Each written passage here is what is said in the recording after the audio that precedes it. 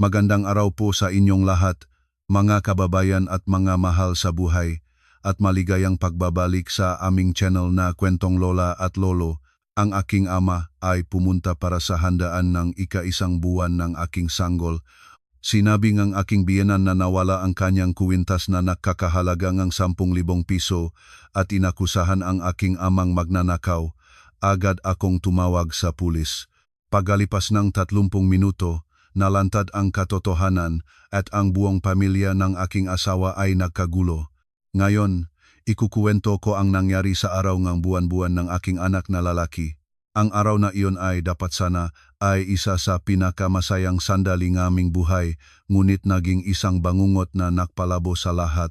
Nung umaga ng okasyon, ang malaking bahay ng pamilya ng aking asawa sa Cavite ay puno ng kamag-anak mula sa makabilang panig. Ang altar para sa buwan-buwan ay maingat na inayos sa gitna ng sala. Ang lechon de leche ay gintong-ginto ang balat. Ang puto at suman ay nakapwesto sa magagandang bilaw. At ang arroz caldo ay mainit pa ang usok. Ang tawanan at kaguluhan ng magabata na naktatakbuhan. Ang matatanda na nagbababalaan na huwag itumba ang mesa, lahat ng ito ay nagbibigay buhay sa selebrasyon. Hawak ko ang aking anak na lalaki sa aking mabisig at ang tanging nais ko ay maging maayos ang handaan sapagkat ito ang unang apong pamilya Panganiban. Ang aking ama, si Tatay Ernesto, ay nagmula sa Batangas sumakay sa magang bus para makarating sa Cavite. Nakabihis siya ng puting polo na medyo luma na ngunit maayos na naplansang at may dalang basket na regalo mula sa probinsya, isang native na manok at ilang prutas mula sa kanilang hardin.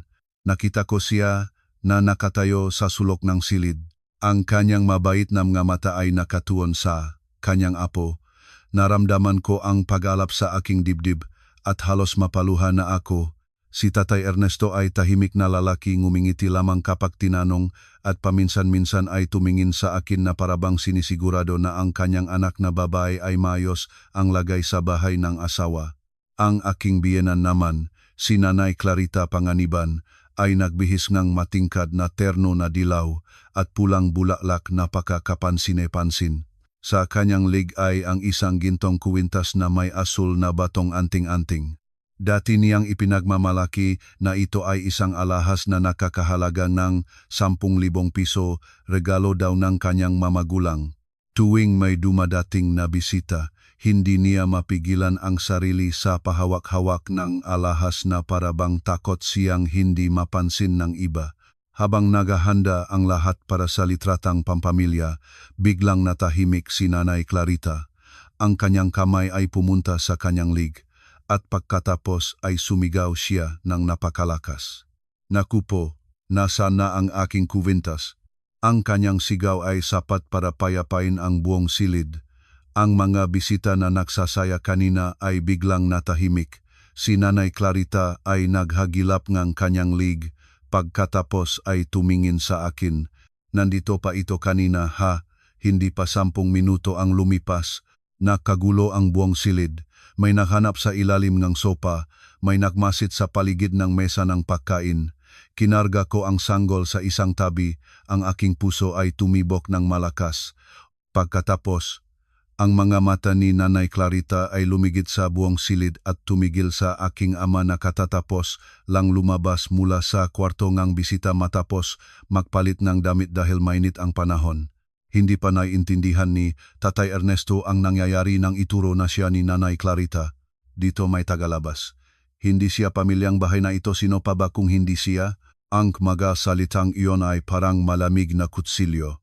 Natigil ang hangin sa silid. Narinig ko ang sarili kong paghinga. Si Tatay Ernesto ay namutla, ngunit nanatili siyang nakatayo ng tuwid. Mabagal ang kanyang tinig. Hindi ko hinawakan ang kahit anong bagay dito. Si Nanay Clarita ay bumanat agad. Magnanakaw pa ay nagtatanggi. "Pumasok ka sa aking kwarto na kita-kita." Nagsimulang mangusap-usap ang mga bisita. May tumingin sa aking ama ng may pagdududa. May ilan namang umiwas sa aking tingin na parabang ayaw nilang masangkot. Namatay ako sa loob noong araw na iyon sa gitna ng buwan-buwan ng aking anak. Ang aking ama, ang lalaking buong buhay, ay nagtrabaho lamang, ay biglang inakusahan ng pagnakaw. Ang aking asawa, si Brian, ay nakatayo sa tabi ko, halatang nag-aatubili. Tumingin siya sa kanyang ina, pagkatapos sa aking ama, at nagsalita ng hindi sigurado. Ma, hanapin muna natin, baka nalaglag lang sa... Si Nanay Clarita ay biglang humarap sa kanyang anak. Sino pang itatanggol mo?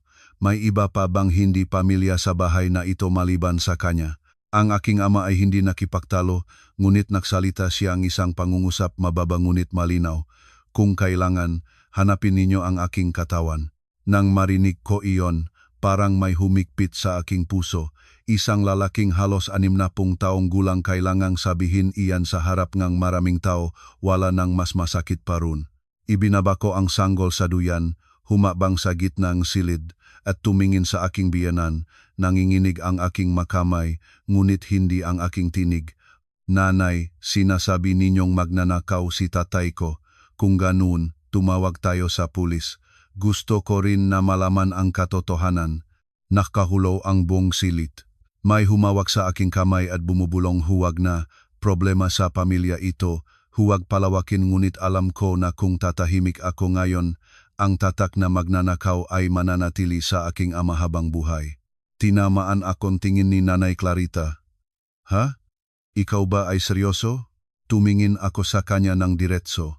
Seryoso ako, nanay, dahil naniniwala ako sa aking ama. Hinawakan ni Brian ang aking braso at bumubulong. Huwag na, mare, araw ang selebrasyon ito. Mahinahon kong inalis ang kanyang kamay. Paano ito selebrasyon kung ang aking ama ay nirereklamo ng walang katuwiran? Kinuha ko ang aking telepono. Nanginginig ang aking makamay ng sapat para halos mahulog ang telepono, ngunit pinindot ko pa rin ang numero.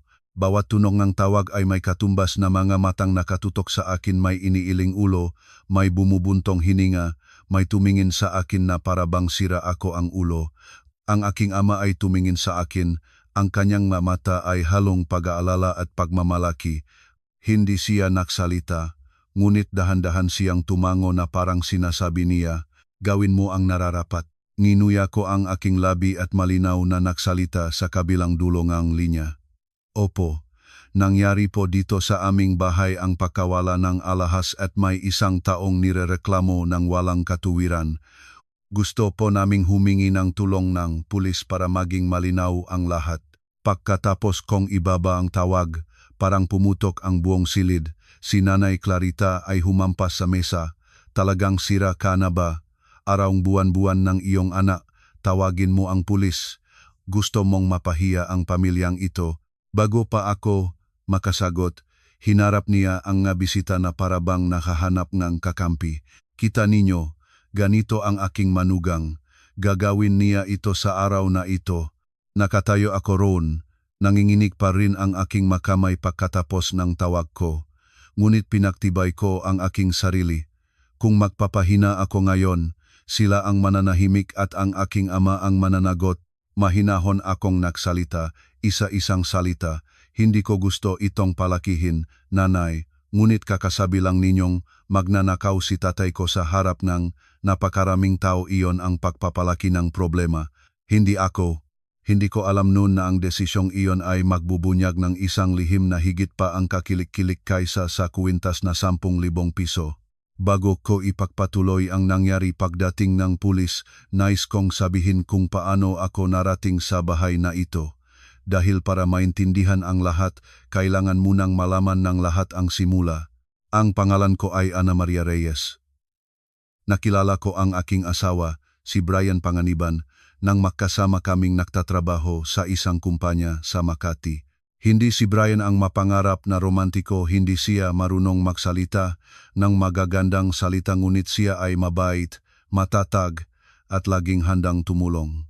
Noong nagliligawan pa kami, naisip ko na ang mabait na lalaki ay magmamahal sa kanyang asawa, kaya kahit alam kong mas maunlad ang pamilya nila kaysa sa amin, pumayag ako. Ang pamilya Panganiban ay may malakas na negosyong hardware store sa Cavite na maraming customer. Nang pumunta ako roon, maayos at malinis ang lahat mula sa ref hanggang sa set ng kasangkapan. Nang unang pumasok ako sa bahay na iyon bilang manugang, nangako na ako sa aking sarili na magiging magalang at maayos ang ugali. Si Nanay Clarita, Mula pa sa unang pagkakataon na nakita kami, ay tumingin sa akin mula ulo hanggang paa. Hindi kailangan ng salita para maunawaan ang kahulugan ng tingin na iyon. Siniyasat niya ako tulad ng isang produkto sa palengke. Nagtanong siya kung ano ang trabaho ng aking mamagulang. Nang sabihin ko na mason ang aking ama at nagtatanim ang aking ina sa kanilang maliit na lupa sa Batangas, ngumiti siya. Hindi malaki ang ngiti, ngunit sapat para marinig ang paghamak sa boses niya. Sa mga araw na sumunod, madalas magsalita si Nanay Clarita nga mga bagay na mukhang kompliment sa ibang tainga, ngunit nakasakit sa loob. Isang pagkakataon, nang magdala ako ng tanghalian at ilagay sa mesa, sinabi niya ng pahapyaw, talaga ngang mahilig sa pagluluto ang mga taga-probinsya, no? Sanay na sanay. Sa labas ay parang papuri, ngunit sa loob ay naririnig ko ang mensahe, ikaw ang manugang na taga-probinsya, kailangan kang magpakita ng utang na loob. Hindi ako sumagot, ngumiti lang ako at nangako sa aking sarili. Magiging mabuti ang aking ugali, magiging masipag at magiging tinatanggap ako sa bandang huli. Sa loob ng bahay na iyon, ang pinakamaginhawahan sa akin ay ang aking biyenan na lalaki, si Tatay Crisanto. Matangkad siya, tahimik at malalim ang boses. Hindi siya nakikialam sa mga bagayng kababayhan, ngunit tuwing napakakalabisan ang sasabihin ni Nanay Clarita, madalas siyang magpaalaala ng mababa ang boses. Tama na. Manugang natin siya. Hindi tayo-tayo. Minsan, sapat na ang isang pangungusap na iyon para maramdaman ko ang proteksyon, kaya naman naniwala ako sa simula pa lang na ang problema sa pamilyang ito ay si Nanay Clarita lamang. Naisip ko na si Tatay Crisanto ay isang matino at mapakakatiwalaang lalaki. Lagi ring ipinagmamalaki ni Nanay Clarita ang kanyang asawa. Si Tatay Crisanto ay mabuting tao, maayos ang takbo ng kanyang buhay, matapat, hindi katulad ng iba. Tuwing maririnig ko iyon, tahimik lamang ako. Wala akong alam nun na ang mabagay na pinakaidinidayak ng mga tao ay kadalasan ang mabagay na pinakamarupo. Dahil unti-unti, nagsimula akong mapansin ang mga kakaibang palatandaan. Ilang beses, habang nahuhugas akong pinggan, naririnig ko si Tatay Crisanto na nakikinig ng telepono sa likod ng bahay. Mababa ang kanyang boses, napakababa, para bang natatakot siyang marinig ng iba. Ang tono niya ay hindi katulad ng pakikipag-usap sa kaibigan o sa mga kliyente ng tindahan. Nang lumabas ako, biglang sinara niya ang tawag at parang walang nangyaring nagtatanong, tapos ka na? Isang beses pa, nagbihis si Tatay Crisanto ng maayos bagong polo, maayos ang pantalon, mabangong kolon. Sinabi niya kay Nanay Clarita na pupunta siya sa kaibigan. Masayang sumagot si Nanay Clarita, sige, lumabas ka para may lakat-lakat din. Nakatayo ako sa kusina, nakarinig sa lahat at nakaramdaman ng kakaiba. Si Tatay Crisanto ay hindi lalaking mahilig lumabas-labas at kadalasan ay simpleng damit lang ang suotin. Bakit ngayon ay para siyang pupunta sa isang handaan? Ngunit lagi akong nagpipigil ng sarili. Abala naman ako sa trabaho, sa pagiging manugang, sa pag-ingat na huwag masiyasat ni Nanay Clarita ang bawat galaw ko. Bawat beses na bumisita si Tatay Ernesto, laging magalang siya, laging nagdadala ng regalo mula sa probinsya, minsan ay gulay, minsan ay manok, minsan ay dalandan. Hindi alam ni Tatay Ernesto kung paano magsalita nga, nangakakaalif na salita, basta sumalusalo siya at pinulutan ng gulay at hinawakan ang sanggol. Si Nanay Clarita, kahit hindi mabuting loob ang pamilya namin, ay nakpapanatili ng kaayusan sa harap ng mga bisita. Malamig siya sa aking ama, ngunit hindi siya naklalakay ng malaking gulo. Isang pagkakataon, nagdala si Tatay Ernesto ng basket ng prutas. Tiningnan ito ni Nanay Clarita at sinabi ng walang malasakit, o, ilagay mo lang doon. Napansin kong nahinto si Tatay Ernesto sandali, ngunit ngumiti lang siya na parang walang nangyari. Naawa ako sa kanya noon, ngunit naisip ko pa rin katulad ng dati, siyang maging mapaktis. Pagkatapos ay nagbuntis ako. Nang lumaki ang aking tiyan, nagbago ang ugali sa loob ng bahay sa isang kakaibang paraan. Nagsimulang magmalasakit si Nanay Clarita, ngunit ang pag-aalagang iyon ay hindi para sa akin kundi para sa sanggol sa aking sinapupunan. Tinanong niya ang mapetsang ultrasound, ang sinabing doktor, ang kasarian ng bata. Nang ipanganak ko ang isang sanggol na lalaki, parang nakpalit ng katawan si Nanay Clarita.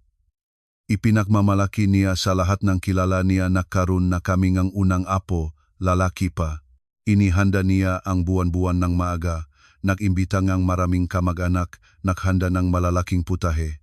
Tumingin ako sa lahat ng iyon at naramdaman ko ang halo ng lungkot at kagalakan. Lungkot dahil tila ako ay parang instrumento lamang para sa pagsilang. Kagalakan dahil naisip ko marahil mula ngayon ay magiging mas mapayapa ang bahay. May apo na si Nanay Clarita, baka bumaba na ang kanyang pagiging mahirap sa akin. Hindi ko nalalaman na sa ilalim ngang maayos na panlabas na hitsura nga bahay na iyon, may isang taong nahahandang magtanim ngang isang plano hinihintay ang tamang sandali habang nakasubok na ang lahat ng kapamilya para ilabas ang isang bagay na sapat para sirain ang karangalan ng aking ama. Matapos ang tawag ko sa pulis, si Nanay Clarita ay parang sumabog. Hinampas niya ang mesa ng malakas, umugoy ang lahat ng putahe. Sira ka na ba? Sa arawng buwan-buwan ng iyong anak, tawagin mo ang pulis.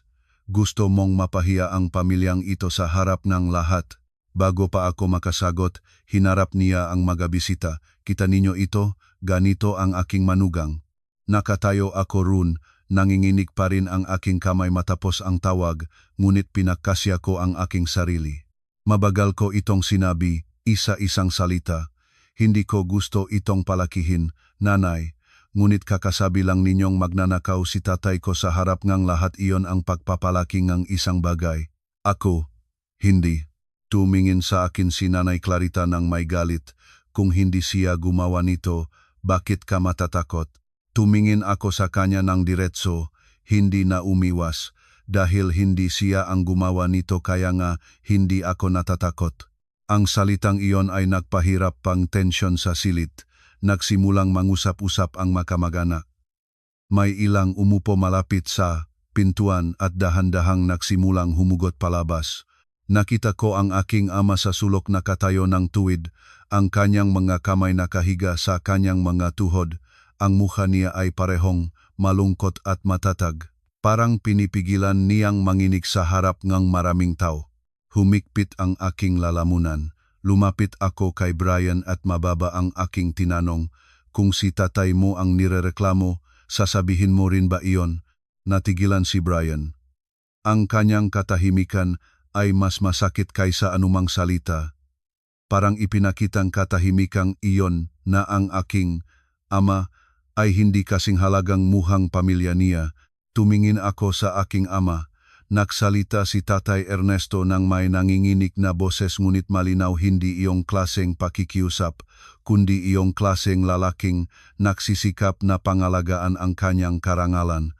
Kung kailangan, hanapin ninyo ang aking katawan. Hindi ko kayang tiisin ang pagtingin sa aking amang kailangan pang humiling ng ganitong bagay sa harap ng lahat. Lumapit ako sa kanya at dahan-dahang inilagay ang aking kamay sa kanyang balikat. Hindi na kailangang sabihin iyon, tatay. Lilinawin ko ito. Tumingin sa akin ang aking ama, ang kanyang mamata ay mapula ngunit maliwanag. Isang beses lang siyang tumango parang sinasabi niya, huwag kang matakot. Si Nanay Clarita ay sumisigaw muli, magpahali na rin. Kung walang makikita, humingi kang tawad ngunit kung may makikita, huwag akong sisihin. Naramdaman ko ang kalamig na dumaan sa aking katawan nang marinig ko iyon.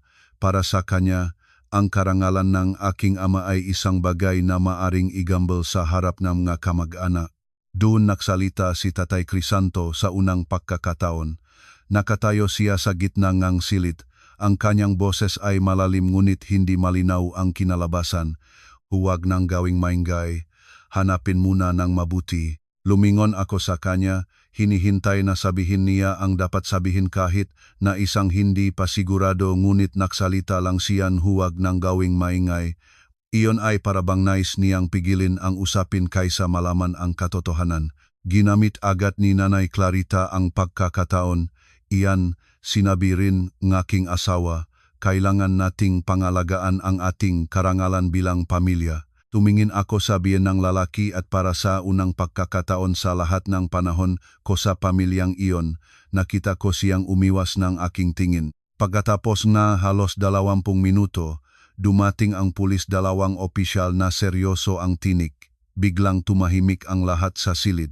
Nawala ang mga bulong at naiwan lamang ang tunong electric fan at ang hindi umiyak na sanggol sa sulok.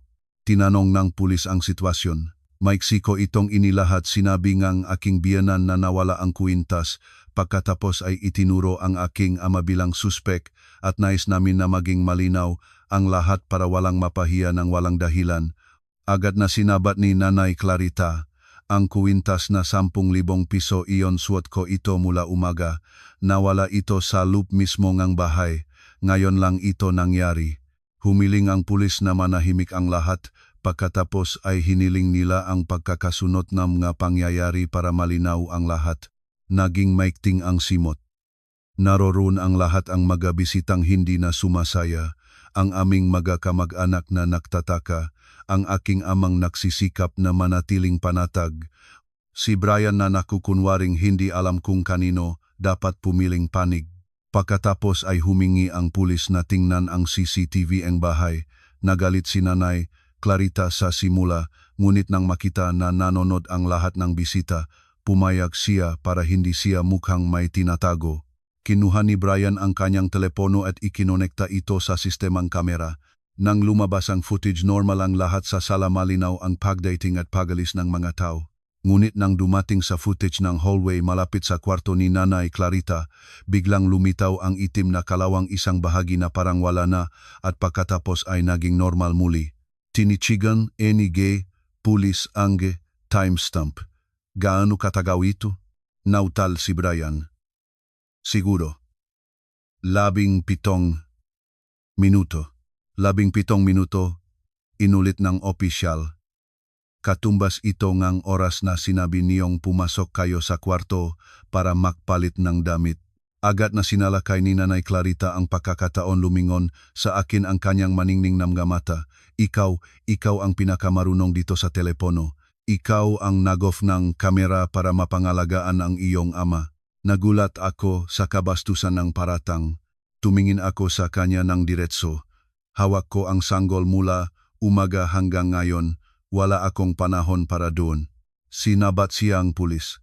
Humingi kami ng expert para suriin ang cable ng kamera. Hindi pa lumipas ang 1 minuto nang bumalik ang opisyal mula sa hallway. Hindi ito pagkukulang ng makina. May humugot ng wire ng kamera at muling isinaksak. Isang malakas na ang sumabog sa kwarto, pagkatapos ay biglang naging tahimik. Pagkukulang ng makina ay maaring dahil sa tadhana. Ngunit ang paggugot ng wire ay gawa ng tao. Biglang nagbago ang buong direksyon nege usapin. Nagsimulang tingnan ng mga bisita ang kamera, ang hallway, ang mukha ni Tatay Crisanto na dahan-dahang nagbabago ang kulay. Sino ang makakapasok sa lugar na iyon? Tanong ng pulis. Si Brian ay nagatubili. Ang katulong ng bahay ay nakaalis na ilang araw bago ngang okasyon para bumalik sa kanilang probinsya. Kaya ang nga posibleng malapit doon ay ang nga miyembro ng pamilya. Ang hallway na iyon ay malapit sa kwarto ni Nanay. Sinabi ko, mahinahon. Ang pinakanatural na lumabas at pumasok doon ay ang mataong may dahilan, si Nanay at si Tatay. Agad na lumaban si Nanay Clarita. Ako mo ba sinisisi? Hindi ako nagsisisi ng sinuman, Nanay. Sinasabi ko lang ang katotohanan tungkol sa landas. Humiling ang pulis na suriin ang fingerprints sa kahon ng alahas dahil sa halaga ngang item at sa posibleng pakikialam ngang isang tao sa eksena. Sobra-sobra na kayo, protesta ni Nanay Clarita. Dahil sa isang kwintas, gagawin ninyong kaso ito? Mahinahon na sinagot ng pulis. Kasi sinabi ninyo na may nagnakaw at may isang taong binalaan ng walang katuwiran. Para maging malinis ang lahat, kailangan ng katibayan. Pagkatapos ng maingat na pagsusuri, sinabi ngang opisyal ang resulta. Sa kahon ng alahas, may fingerprints kang may-ari si Nanay Clarita, may fingerprints din ni Tatay Crisanto. at mayroon ding isang fingerprint na hindi kilala, hindi pa namin matukoy kung kanino. Ang buong silid ay parang nag-freeze. Napunong takot ang mukha ni Nanay Clarita. Hindi kilala. Ibig sabihin, may pumunta sa aking kwarto. Sa sandaling iyon, napansin ko si Tatay Crisanto, isang maliit na kilos ng kanyang balikat, pagkatapos ay biglang tumindig ng tuwid. Ngunit nakita ko ito, ang kanyang mamata ay lumipat sa ibang direksyon, ang kanyang kamay sa loob ng bulsa ay kumikibit-kibot. Sa lahat ng panahon ko sa pamilyang ito, hindi ko kailanman nakita ang ganitong reaksyon ni Tatay Crisanto. Laging siya ang kalmado, ang tiyak sa lahat ng bagay. Ngunit ngayon ay katulad siyang isang taong naatim ang pinakamasakit na lugar. Tumingin ang pulis sa kanya. Tatay Crisanto, pumasok kayo sa kwarto ng inyong asawa ngayong umaga. Mabilis na sumagot si Tatay Crisanto para bang handa na ang sagot. Pumasok ako. Kinuha ko ang gamot sa blood pressure ni nanay. Agad na sumabay si Nanay Clarita. Iyon, tama. Pumasok siya para sa gamot, wala ng iba.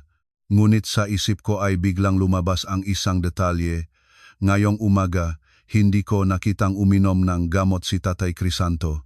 Kadalasan ay iniinom niya ito sa harap ng lahat at lagi siyang nagrereklamo tungkol sa kanyang blood pressure. Ngayong umaga, wala. Kailangan naming suriin ang call log ng inyong telepono ngayong umaga, sinabi ng pulis, para malaman kung may komunikasyon na may kaugnayan sa pangyayaring ito.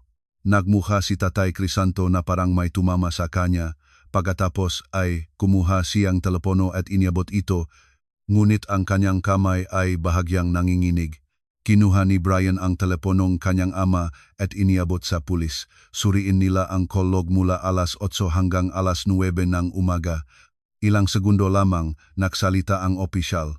Alas 8:12, may tawag na tumagal ng 6 na minuto, eksaktong oras na off ang kamera. Agad na sinabat ni Nanay Clarita. Tumawag siya sa kaibigan, normal lang iyon. Ang gunit nagpatuloy ang pulis. Ang numero ay nakasabi bilang DM. Sino po ito? Kaibigan, mabilis na sagot ni Tatay Crisanto. Ni-verifying pulis ang numero sa kanilang sistema. Pagkatapos ng ilang segundo, tumingin ang opisyal sa lahat. Ang numerong ito ay nakarehistro sa pangalang Dian Marites Ocampo. Taong 28 ang gulang. Ang buong silid ay parang nahulog mula sa itaas. Tumingin ako ng diretso sa aking biyenang lalaki. Ang lamig ay dumaan sa aking likod. Sinabi po ninyong kaibigan, mahinaong kong sinabi. Kaibigan po ninyo, na katulad NG edad NG inyong manugang. Namutla si Brian. Lumingon siya sa kanyang ama, at para sa unang pagkakataon, ang kanyang nga mata ay hindi na ang mamatang ganap ang tiwala kundi ang mamatang may bagong sugat. Hindi natigil ang pulis. Kailangan naming suriin ang bank history dahil ang halagang kinasasangkutan ay malaki. Nagalit si Nanay Clarita. Anong kinalaman ng bangko? Mahinahon na sinagot ng opisyal. May palatandaan na may naganap na pagtatago ng katotohanan. Kung may kakaibang transaksyon, kailangan naming linawin iyon. Nag-alinlangan si Brian ng ilang segundo. Pagkatapos ay pinagbukas niya ang banking app ng kanyang ama. Nang lumabas ang kasaysayan ng transaksyon, ang buong silid ay parabang nag-freeze. 3 araw bago ngang buwan-buwan may padala na 10,000 piso. Ang tatanggap, Dian Marites Ocampo. Napalitan ng takot ang mukha ni Nanay Clarita. Nagpadala ng pera sa kanino, bakit hindi ko alam ito? Nag-aatubiliang sumagot si Tatay Crisanto, negosyo lang, ngunit tinignan siyang pulis. Bakit eksaktong katumbas ng halagang kuwintas, 10,000 ni 1 piso ay hindi nakakaiba? Ang buong silid ay nanahimik. Tumingin ako sa aking ama. Nakaupong tahimik siya, ang kanyang mata ay punong pagdadalamhati ngunit hindi na kasing pintong kanina. Naintindihan na niya ang direksyon ng kwento. At ako naramdaman ko ang sabay na sakit at galit. Sakit dahil ang lalaking sa aking tingin ay pinakamabuting tao sa bahay na ito ay pala nagtatago ng ganito. Galit dahil ang aking ama ay ginamit bilang kalasag. Tumingin si Brian sa kanyang ama. Ang kanyang boses ay bahagyang nanlalata, "Tatay, sino ang pinadalhan ninyo? Sabihin na ninyo." Hindi tumingin si Tatay Crisanto sa kanyang anak. Nagsalita siya ng mababa, "Negosyo lang iyon." Ngunit hindi nakatatagan ang nandun sa kanyang mata. Nandun ang takot. Nagsalita ang pulis, "Iimbitahan namin si Dian Marites Ocampo para sa karagdagang paglilinaw." Biglang tumayo si Tatay Crisanto, "Hindi na kailangan, pamilya itong bagay." Ang salitang iyon ay parabang palaso na tumagos sa gitnang silid. Si Nanay Clarita ay napalingon sa kanyang asawa, hindi nadete ang boses niya kundi ang boses ng isang babae na nawalan ng pundasyon. "Pamilyang bagay nagpadala kang pera sa isang babae na tinatawag mong kaibigan." Tumingin si Brian sa kanyang ama, ang galit at pagkabigo ay halatang halong-halo. "Tatay, ano ang tinatago ninyo?" Hindi kailangan pang sabihin ng pulis ang iba pa. Naintindihan ng lahat ang ibig sabihin ng pagdepensa ni Tatay Crisanto sa pariralang pamilyang bagay. Hindi na ito simpleng usapin tungkol sa isang nawawalang kuwintas. Ito ay naging isang lihim, isang mas malaking lihim, isang mas kahiya-hiyang lihim. Nagsimulang lumuhok si Nanay Clarita. Binawi niya ang lahat ng kanyang dating lakas at ngayon ay nakatayo siya sa harap ng kanyang asawa ng may luha sa kanyang mamata. "Sabihin mo na, sabihin mong hindi ito katulad ng iniisip ko." Ngunit nanatiling tahimik si Tatay Crisanto. At sa katahimikan na iyon ay mas maraming sinabi kaysa anumang pagtanggap. Nagsimulang tingnan ng mabisita ang isa't isa, ang kanilang pagtataka ay napalitan na ng pag-alala. Ang mga matang dati ay nakatuon sa aking ama ay dahan-dahang lumipat kay Tatay Crisanto, kay Nanay Clarita, at sa blackout na bahagi ng camera footage. At para sa unang pagkakataon mula nang magsimula ang kaguluhan, ang hinala ay umalis sa aking ama at lumipat sa ibang miyembro ng pamilyang Panganiban. Pagkatapos na mapatunayan ang fingerprint at ang nakawala na cable ng kamera, hindi na umakyat pangang matagal ang pulis. Humingi sila na suriin ang kamera sa labas na bahay, isang hiwalay na uri na kamera na may sariling kurente, hindi konektado sa loob, kaya hindi apektado na pag-aalis na wire sa hallway. Pinakbukas ni Brian ang kanyang telepono at ipinatutok ang footage. Nang tumigil ang video sa tamang oras, ang buong silid ay naktuon ng atensyon. Halos alas 8 ng umaga lumabas si Tatay Crisanto sa pintuan ng bahay. Mabilis ang lakat niya na parang takot na may makakita. Pagkaraan ng humigit kumulang 10 minuto, bumalik siya at sa kanyang kamay ay isang maliit na itim na bag. "Hinto," iniutos ng opisyal. Pinalaki nila ang larawan. Namutla si Nanay Clarita. "Anong bag iyon?" Natahimik si Brian. Tumingin siya sa kanyang ama nang hindi makagalaf. Tahimik akong tumayo at naktanong sa pulis, "Maaari ba naming surin ang trunk na kotse?" Nagatubili si Tatay Crisanto isang maliit na sandali, ngunit sapat para makitang lahat. "Kung walang sinasabi ang trunk," mahinahon na sinabing opisyal, "lalo pang malilinis ang inyong pangalan." Si Nanay Clarita ay gusto sanang tumutol, ngunit nang makita ang lahat ng mamatang nakatuon sa kanya, napilitan siyang pumayag. Nagpunta ang lahat sa garage. Binuksan ni Brian ang trunk ng kotse. Wala namang kuwintas. Halos huminga ng maluwag si Nanay Clarita nang agad na lumuhok ang opisyal at dahan-dahang kumuha ng isang manipis na papel mula sa gilid ng trunk. Isang resibo mula sa isang palengke. Ang opisyal ay binasa ito ng malakas. "Pawn shop receipt.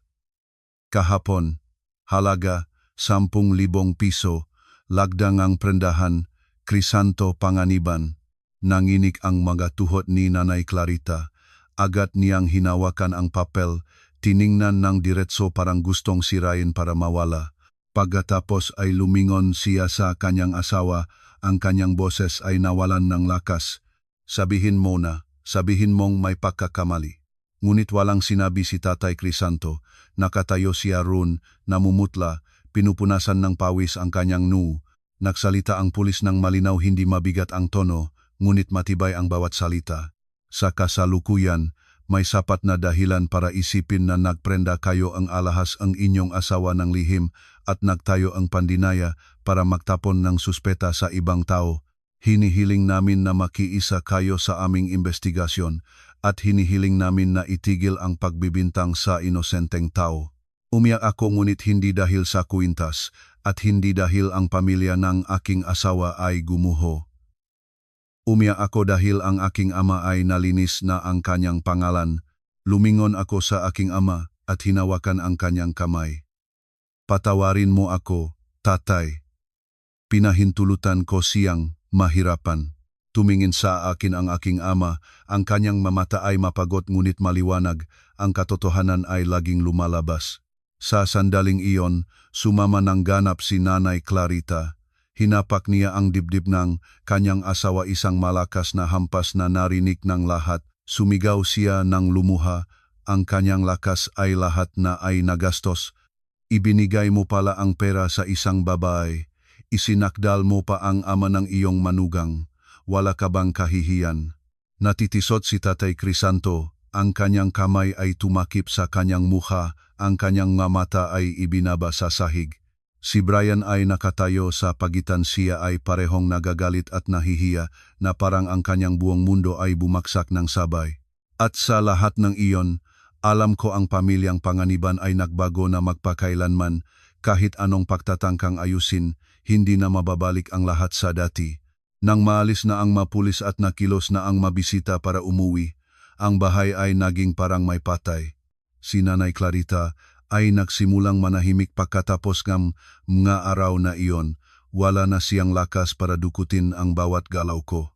Nakita ko siya na nakaupo ng walang kibong tumingin sa wala, kinalaw na ang dating karangyaan. Isang gabi ay pumasok ako sa malapit ng kanyang kwarto at narinig siya na bumubulong sa kanyang sarili na kakahiya. Anong sasabihin ng mga kapitbahay? Anong sasabihin ng mga kamag-anak? Minsan ay nilapat niya sa akin ang sisi. Pabulong, dahil sa iyo tumawag ng pulis. Ngayon ay alam ng lahat. Hindi ako sumagot ng may galit. Tumingin lamang ako sa kanya at sinabi ng mahinahon, Nanay, iisahin natin sino ang unang gumawa ng kahiyahiyang bagay. Si Tatay Crisanto naman ay naging parang multo sa loob ng bahay.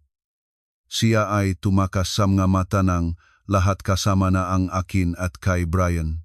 Sa hapagkainan ay kumain siya ng mabilis at maagang umalis pabalik sa kanyang kwarto. Isang pagkakataon, nagtagpo kami sa hagdan at ang tingin niya sa akin ay puno hindi lamang ng hiya kundi ng takot. Nagsimula akong intindihin ang takot niya ay hindi lamang dahil nalaman ng kanyang pamilya ang lihim niya. Marahil ay natatakot siya sa isang taong nasa labas na humahawak sa kanya ng may kapangyarihan. Si Brian naman ay lumabas ng mas maaga at bumabalik ng mas huli. Tahimik siya, hindi na nagbibiro, hindi na agad nagpapababa ng mauwi. Isang gabi, nandun siya sa aking tabi, nakatalikod at bumulong ng malalim paulit-ulit.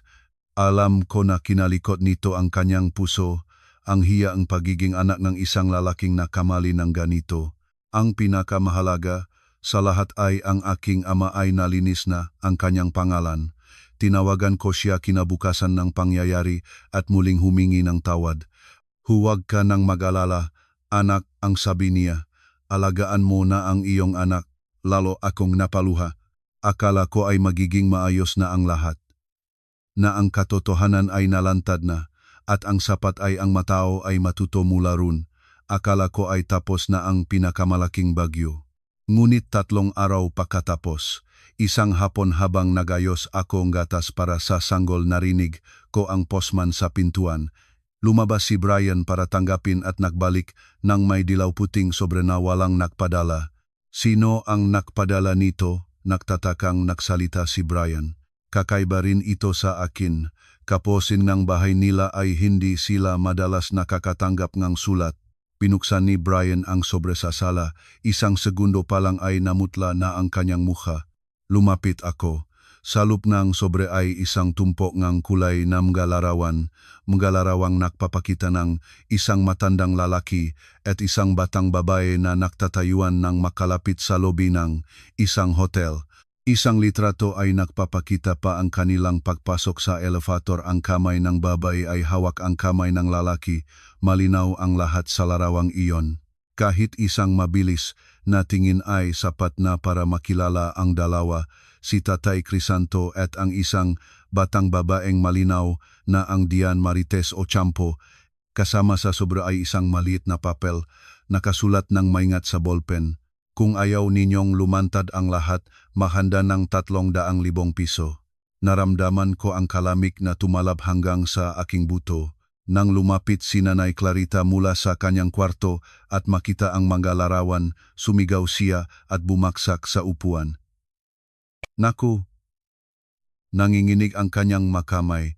Hawak ang mga larawan parang gustong sirain para mawala. Pagkatapos ay lumingon siya sa kanyang asawa na katatapos lang lumabas mula sa itaas, si Tatay Crisanto. Nang makita ang mga larawan ay tinitisod ng kanyang mga paa. Sumisigaw si Nanay Clarita nang hahampas sa dibdib ng kanyang asawa. Hindi pa ba sapat ang ginawa mo? Ngayon ay 300,000 pa ang gusto ngang babaeng iyon. Hindi lumaban si Tatay Crisanto. Kinuha niya ang papel, tinanaw ang salita at nakita ko ang takot sa kanyang mata. Hindi siya natatakot sa galit ng kanyang asawa o ng kanyang anak. Natatakot siya sa babaeng nasa labas na humahawak ng kanyang lig. Lumungon si Brian sa kanyang ama. Ang kanyang boses ay punong sakit. Tatay, ano ang tinatago ninyo? Gaano pa kalayo ang napunta nito? Tumingin ako sa aking asawa at sinabi ng mahinahon. Palagay mo ba, isang babaeng 28 taong gulang ay tunay na nagmamahal sa isang matandang lalaki? Tumingin sa akin si Brian. Ang kanyang mata ay lumalalim. Hindi agad sumagot, ngunit ang katahimikan niya ay sapat. Si Nanay Clarita ay nagsimulang isara ang mga bintana at tabing parang takot na may makakita ng labas.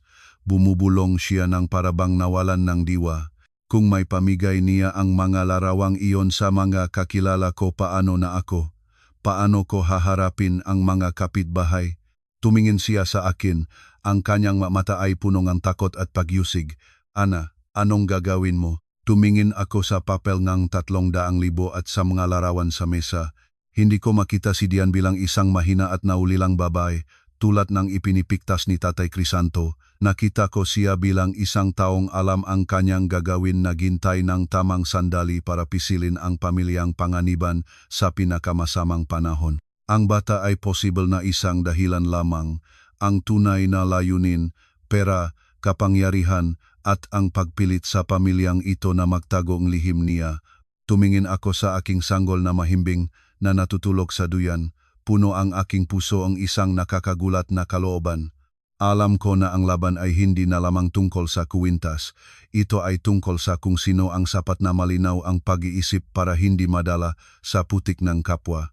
Hindi pa lumilipas ang kalahating oras, tumutuktok muli ang pintuan, hindi isang beses, kundi paulit-ulit, na parang nagmamadali at nagdadala ng pagbabanta. Nagulat si Nanay Clarita at hinawakan ang braso ni Brian. Huwag buksan baka siya iyon. Si Brian ay nag-isip sandali. Kung hindi natin siya harapin, lalo lang siyang gagawang gulo. Ibinaba ko ang sanggol sa duyan, lumabas, at binuksan ang pintuan. Hindi pa man ako nakakakita ng malinaw, narinig ko na ang isang matamis ngunit malamig na boses. Magandang hapon po. Ako si Dian. Natigilan ako sandali. Si Dian Marites Ocampo ay hindi dumating tulad ng isang taong natatakot. Nakatayo siya sa harapan ng pintuan. May matingkat na damit, pinkulay na pula ang labi, maingat ang buhok, hawak ang isang bag na malinaw na mahal. Ang kanyang mga mata ay lumingon sa akin isang beses, pagkatapos ay tumingin sa loob ng bahay tulad ng isang taong nakikita ang isang lugar na para sa kanya. Lumabas si Nanay Clarita mula sa loob at nang makita si Dian, nanlight siya. Umalis ka, sira ka ba? Winasak mo na ang aming pamilya at nandito ka pa. Hindi na tinag si Dian. Bahagya lang siyang nakpiling ulo at ngumiti ng pilipit. Gusto ko lang makipag-usap ng maayos, tita. Ang salitang tita ay parang apoy sa apoy. Napalingkis si Nanay Clarita. Nais niyang humakbang pasulong ngunit hinarangan ko siya. Nanay, huwag. Iyon ang gusto niyang mangyari para makagulo tayo at siya ang magmukhang biktima. Lumakad si Diane sa loob ng bahay tulad ng nasa sarili niyang lugar. Pagkatapos ay tumingin siya kay Tatay Crisanto na katatapos lang lumabas mula sa kwarto. Hindi ba maganda, Tito? Dapat kaming nakausap ng mas maaga. Ang tito na iyon ay mas malamig kaysa anumang bagay na narinig namin sa araw na iyon. Ngayon ay lumapit siya at tumingin sa aking mananakaw po sa sulok ng silid mula noong simulang gulo, mahinahon na nagmamasid sa lahat. Tito, huwag po kayong mag-alala sa akin. Nilagnat ako. Tinawag niya ang aking ama na tito sa loob ng aking bahay. Sa harap ko, sa harap ng aking biyenan, sa harap ng aking sanggol. Nagsalita ang aking ama ng mahinahon ngunit tiyak. Tama ang tawag mo sa akin pero hindi ako ang tito mo. Akala ko naman ay dapat na ikaw ay hindi humahawa ng ganitong paraan. Bahagya na ngumiti si Dian. Tito ang tawag ko sa inyo. Ano ang masama ron? Lumakat ako pasulong, tumingin sa kanya ng diretso. Naparito ka para mangikil o para mapahiya ang ibang tao? Ngumiti si Diane ng kalahati. Tawagan ng Ate Ana kung gusto, ngunit ang tawag ko sa ito ay pagbabayad ng responsibilidad. 300,000. Tama? Dahan-dahan siyang tumango. Matalino si Ate Ana. Sa iyo, sampal ni Nanay Clarita, ano ang karapatang isinasangla mo? Lumingon si Dian, maamo ang tinik ngunit nakaahit ang mga salita. Ang mga lihim ng inyong pamilya, tita alam ko kung ano ang pinakakinakatakutan ninyo. Nakpakita ang galit si Tatay Crisanto. Di, huwag nang lumayo pa, tumingin si Diane sa kanya. Ang kanyang nga mata ay parang kutsilyo. Kayo ang nagpatakbo ng sarili ninyong sitwasyon, Tito. Huwag kang mag-alala para sa akin. Pagkatapos ay lumingon siya kay Nanay Clarita at nagsalita ng nakmumukhang malamig. Kung ayawng titang gulo, magbayad ng 300. Kung gustong titang ang problema, madali lang magpadala lang akong nga larawang ito sa ilang kakilala ninyong nagtitiwala sa inyong pangalan. Umiyak si Nanay Clarita ngunit nagsikap na dumapensa.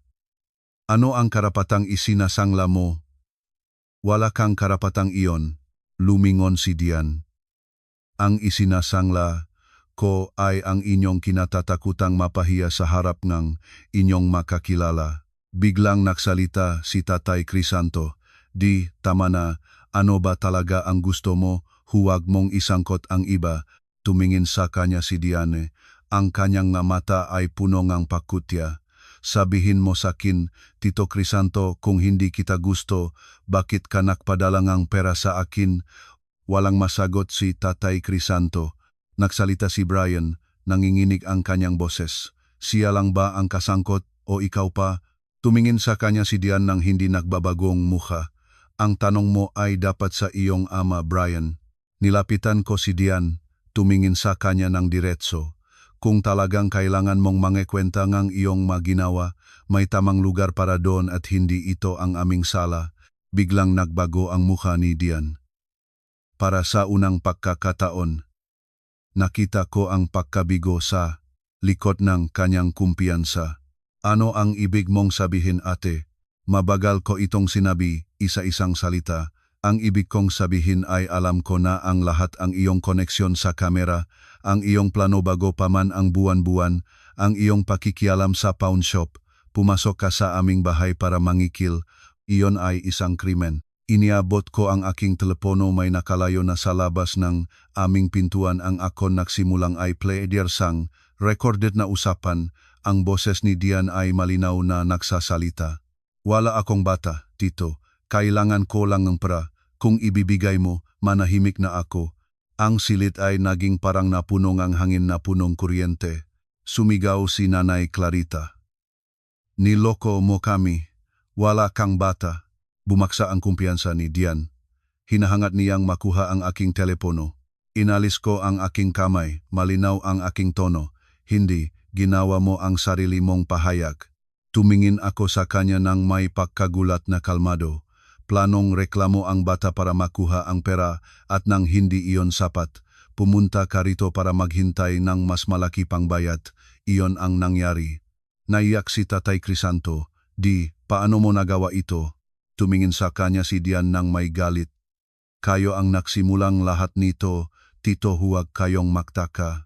Pagkatapos ay lumingon siya sa aking ama at tinawag siyang muli Tito kahit alam ngang lahat ang kahulugan ng galit na iyon. Nagsalita ang aking ama ng mahinahon ngunit tiyak, wala akong iniyak sa iyo, wala akong karanasang dapat ikahiya.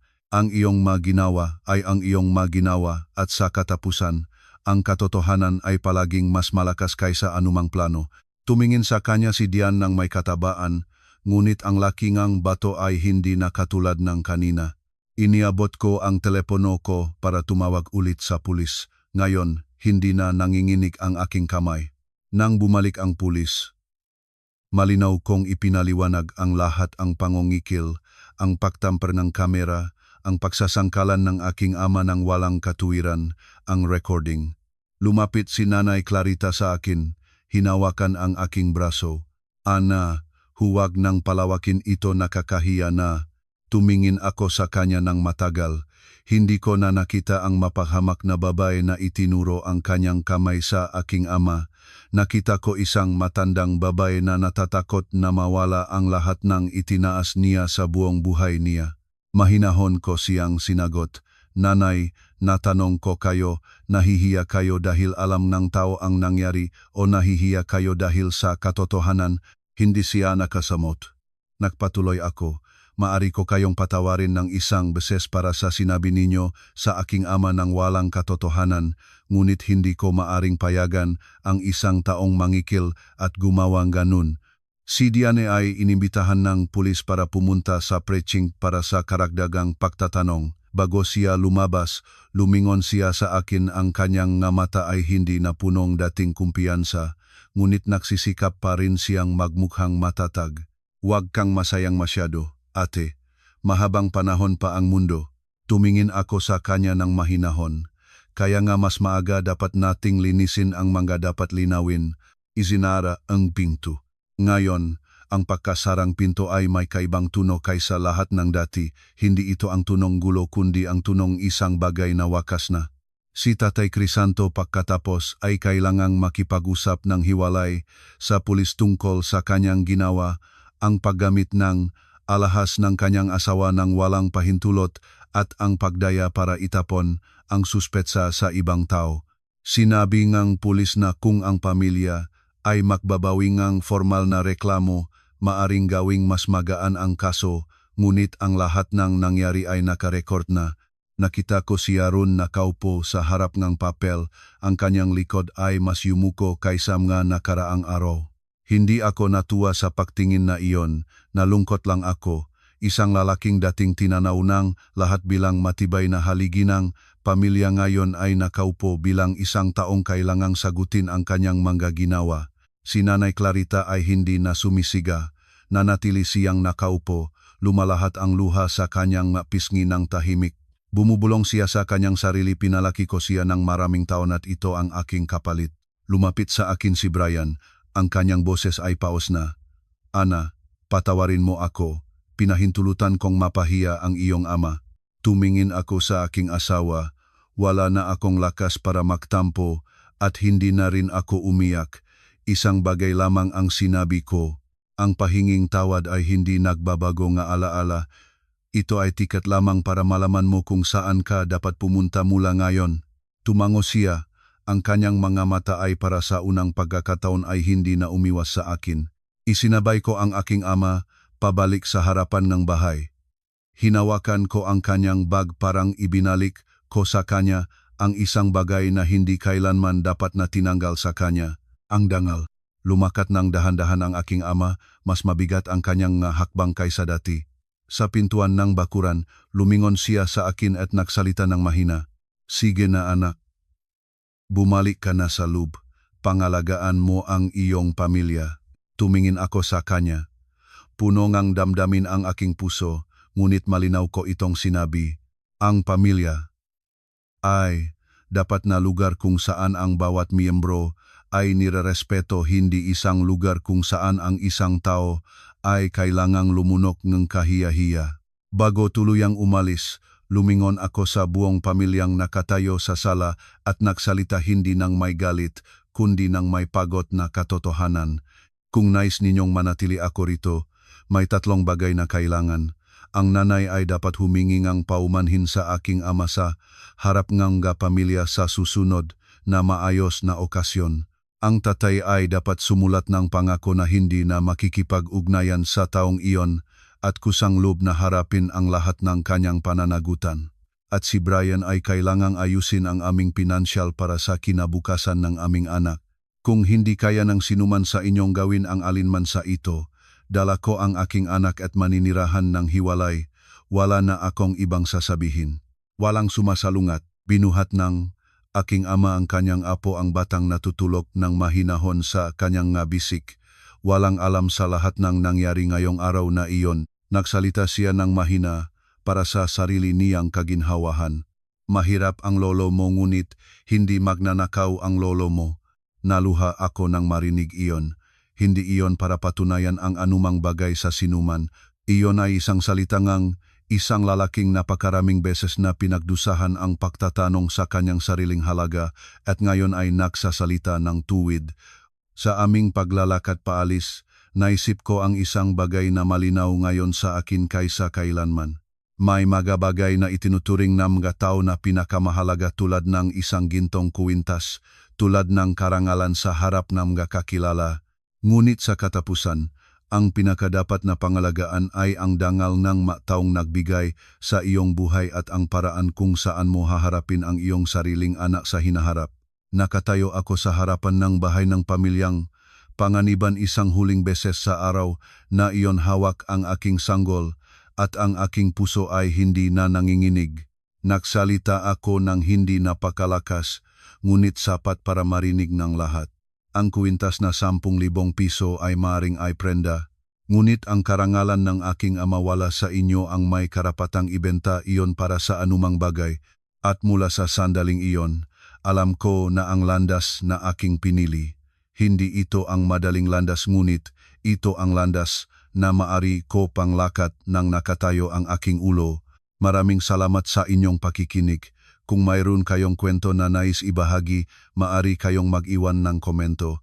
Ingat po tayong lahat.